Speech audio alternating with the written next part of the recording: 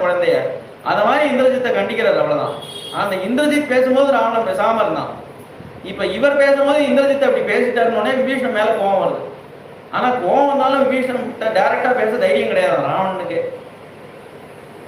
அப்படி சுத்தி வளர்த்து பேசிதான் கொண்டு வரான் விபீஷணனை. நீ ஏதோ பாம்பை கொண்டு வந்து ஆத்துல வச்சுட்டு இருக்கேன்னு சொன்னியே, சீதாதேவி பாம்பு இல்ல, நீதான் பாம்பு.